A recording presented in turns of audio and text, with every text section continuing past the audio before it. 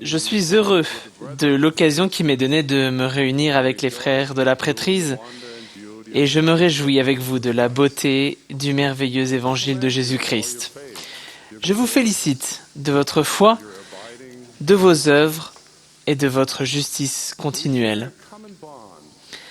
Nous avons un lien commun du fait que nous avons tous reçu l'ordination à la prêtrise de Dieu de la part de personnes à qui a été confiée la sainte autorité de la prêtrise. Ce n'est pas une mince bénédiction, c'est une responsabilité sacrée. Ces derniers temps, j'ai réfléchi à 2 appels importants que j'ai reçus en tant que détenteur de la prêtrise dans l'Église. J'ai reçu le premier de ces appels quand j'étais diacre. J'assistais aux réunions avec ma famille dans la branche de l'église de Francfort, en Allemagne. Il y avait beaucoup de gens formidables dans notre petite branche. L'une d'elles était notre président de branche, frère Landschulz. Je l'admirais énormément, même s'il avait toujours l'air plutôt sérieux, très officiel, et portait la plupart du temps un costume sombre. Je me vois encore plaisanter dans ma jeunesse avec mes amis sur le caractère vieux jeu de notre président de branche. Quand je pense à cela maintenant, cela me fait rire, parce qu'il est fort possible que les jeunes d'aujourd'hui me perçoivent d'une manière très semblable. Un dimanche, le président Landschulz a demandé s'il pouvait me parler. Ma première pensée a été « Qu'est-ce que j'ai fait de mal ?» Mon esprit a rapidement passé en revue les nombreuses choses que j'aurais pu faire pour provoquer cette discussion entre président de branche et diacre. Le président Landschulz m'a fait entrer dans une petite salle de classe. Notre bâtiment n'avait pas de bureau pour la présidente de branche. Et là, il m'a appelé comme président du collège des diacres. Il a dit « C'est un poste important ». Puis il a pris le temps de décrire pourquoi. Il a expliqué ce que le Seigneur et lui attendaient de moi et comment je pouvais recevoir de l'aide. Je ne me souviens pas beaucoup de ce qu'il a dit, mais je me souviens très bien de ce que j'ai ressenti. Un esprit sacré et divin a rempli mon cœur pendant qu'il parlait. Je pouvais sentir que c'était l'Église du Sauveur. Et j'ai senti que l'appel qu'il m'avait proposé était inspiré par le Saint-Esprit. Je me rappelle être sorti de cette minuscule salle de classe en me sentant bien plus grand qu'avant. Cela fait presque 60 ans de cela, et je chéris encore ces sentiments de confiance et d'amour. En repensant à cette expérience, j'ai essayé de me souvenir du nombre de diacres qu'il y avait dans notre branche à cette époque. Autant que je me rappelle, je pense qu'ils étaient 2. Cependant, c'est peut-être exagéré. Cela n'avait pas réellement d'importance, qu'il y ait un diacre ou une douzaine. Je me sentais honoré et je voulais œuvrer au mieux de mes capacités et ne décevoir ni mon président de branche, ni le Seigneur. Je me rends compte maintenant que le président de branche aurait pu simplement m'appeler sans plus à ce poste. Il aurait pu juste me dire dans le couloir ou pendant notre réunion de prêtrise que j'étais le nouveau président du collège des diacres. Au lieu de cela, il a passé du temps avec moi et m'a aidé à comprendre la nature de ma tâche et, chose plus importante, les raisons. C'est quelque chose que je n'oublierai jamais. Nous avons besoin qu'on nous rappelle constamment les raisons éternelles des choses que l'on nous commande de faire. Les principes de base de l'Évangile doivent faire partie de la structure de notre vie, même si cela signifie qu'il faut les apprendre encore et encore. Cela ne veut pas dire que ce processus doit être machinal ou ennuyeux. Au contraire, quand nous enseignons les principes fondamentaux chez nous ou à l'Église,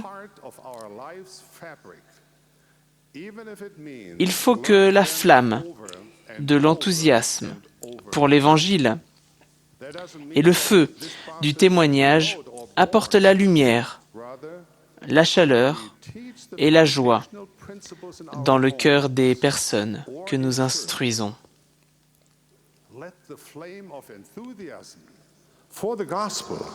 Le but de cette histoire n'est pas de simplement décrire comment on propose un appel dans l'Église,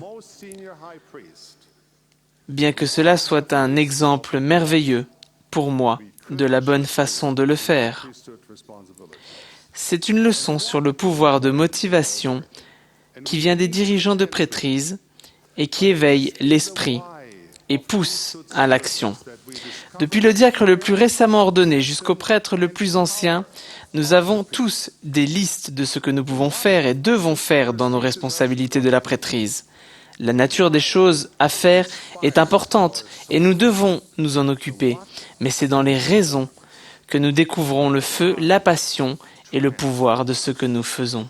La nature du service de la prêtrise enseigne quoi faire. Les raisons inspirent notre âme. La nature informe, les raisons transforment.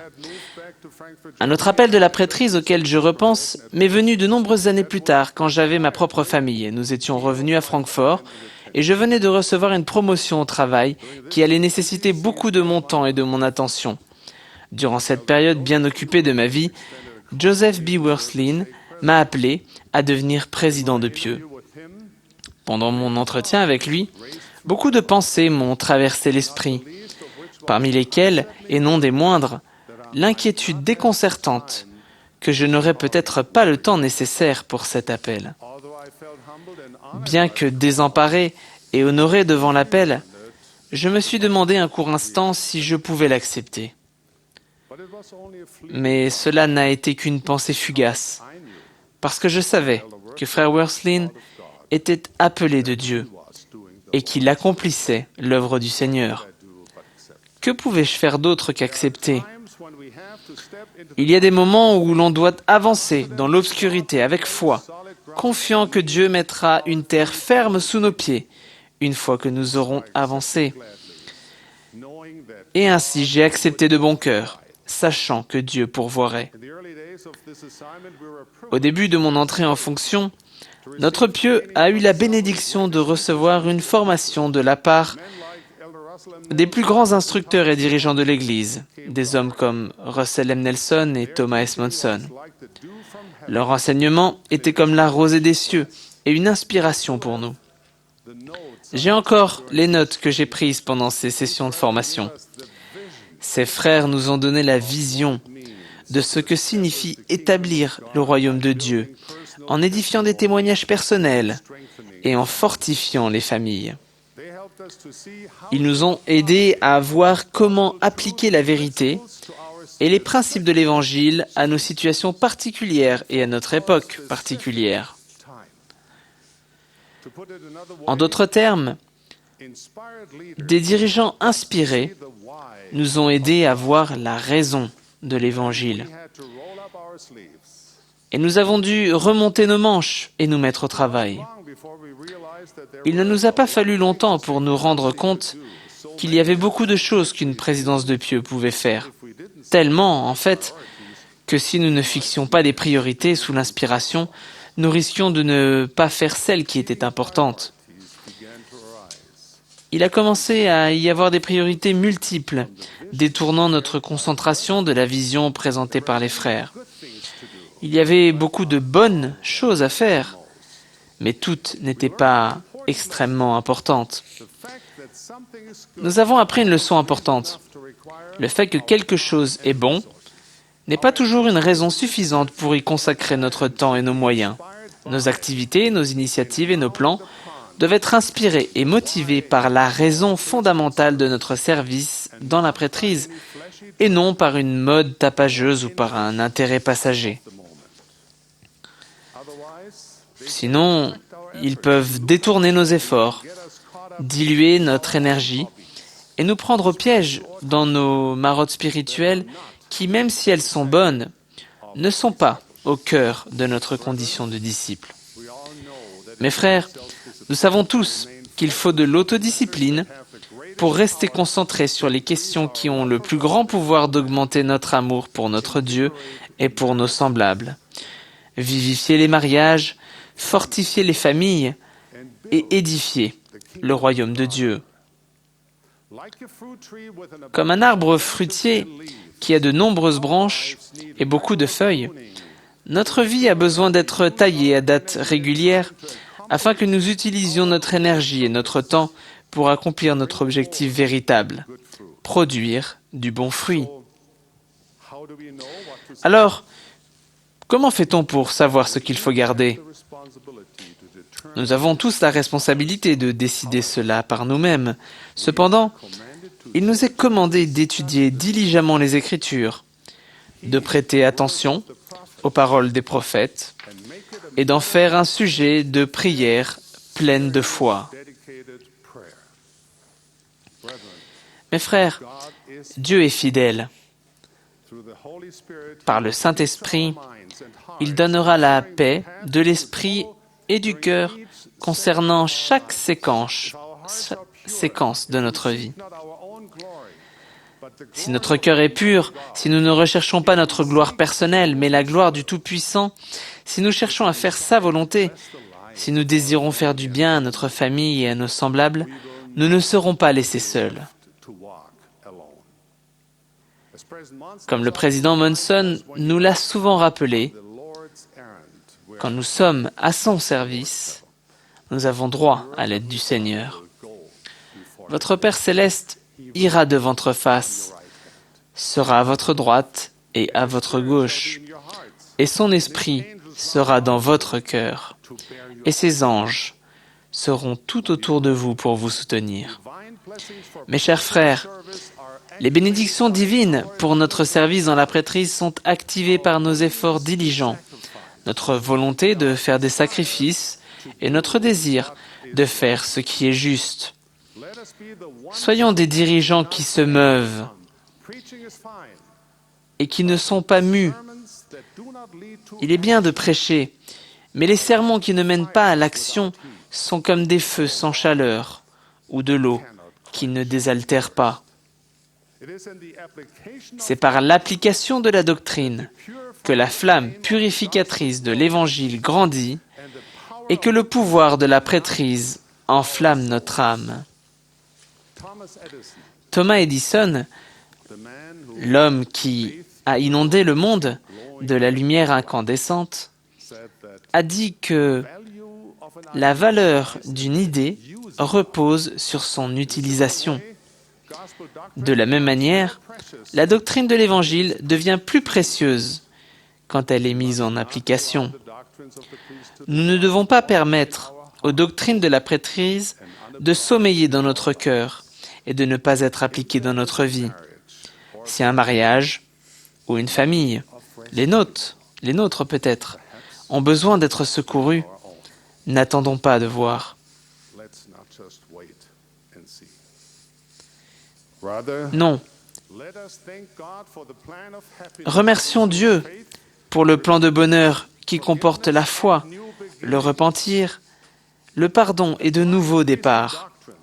Si nous appliquons la doctrine de la prêtrise, cela fera de nous des maris, des pères et des fils qui comprennent la raison de la prêtrise et son pouvoir de retrouver et de conserver la beauté et la sainteté des familles éternelles. La conférence générale est toujours un bon moment pour à la fois écouter et agir. C'est pourquoi mettons en pratique la parole et ne nous bornons pas à l'écouter. Mes frères, je vous invite à réfléchir aux paroles prononcées par les serviteurs de Dieu ce week-end. Ensuite, mettez-vous à genoux et parlez au Seigneur. Demandez à Dieu, notre Père céleste, d'éclairer votre esprit et de toucher votre cœur. Suppliez Dieu de vous guider dans votre vie quotidienne dans vos responsabilités, dans l'Église et dans les difficultés qui vous sont propres. Suivez les inspirations de l'Esprit sans tarder. Je vous promets que si vous faites tout cela, le Seigneur ne vous laissera pas marcher seul. Nous savons que malgré nos meilleures intentions, les choses ne se passent pas toujours comme prévu. Nous commettons des erreurs dans la vie et dans notre service dans la prêtrise. Il nous arrive de faire un faux pas et d'échouer. Quand il nous conseille de persévérer avec patience jusqu'à ce que nous soyons rendus parfaits, le Seigneur reconnaît que cela prend du temps et de la persévérance. Si nous comprenons les raisons de l'Évangile et les raisons de la prêtrise, cela nous aidera à voir le dessein divin de tout cela. Cela nous donnera de la motivation et de la force de faire ce qui est juste, même quand cela est difficile. Si nous restons concentrés sur les principes fondamentaux de l'Évangile, cela nous donnera de la clarté et de la sagesse et nous dira où nous orienter. Ne persévérerons-nous pas dans une si grande cause? Bien sûr que si, mes frères. Guidés par le Saint-Esprit, nous tirerons la leçon de nos erreurs. Si nous trébuchons, nous nous relèverons. Si nous faiblissons, nous continuerons d'avancer. Nous ne vacillerons jamais. Nous n'abandonnerons jamais. Nous, la fraternité puissante de la prêtrise éternelle de Dieu, serons unis, épaule contre épaule, concentrés sur les principes de l'Évangile rétabli de Jésus-Christ et reconnaissants, au service de notre Dieu et de nos semblables avec dévouement et amour. Mes chers frères, je vous témoigne que Dieu, le Père et son Fils, Jésus-Christ, vivent. Ils sont réels. Ils sont là. Vous n'êtes pas seul. Votre Père céleste se soucie de vous et désire vous bénir et vous aider à continuer dans la justice. Soyez assurés que Dieu parle aux hommes à notre époque. Il vous parlera. Joseph Smith, le prophète, a vu ce qu'il dit avoir vu. L'Église de Jésus-Christ des saints des derniers jours est rétablie sur la terre par le pouvoir et l'autorité du Dieu Tout-Puissant. Je prie pour que nous, détenteurs de la prêtrise, restions toujours sensibles à la raison du service dans la prêtrise et utilisions les principes de l'Évangile rétabli pour transformer nos vies et la vie des personnes que nous servons. Ce faisant, le pouvoir infini de l'expiation purifiera et raffinera notre esprit et notre personnalité jusqu'à ce que nous devenions les hommes que nous sommes censés devenir. J'en témoigne au nom de Jésus-Christ. Amen.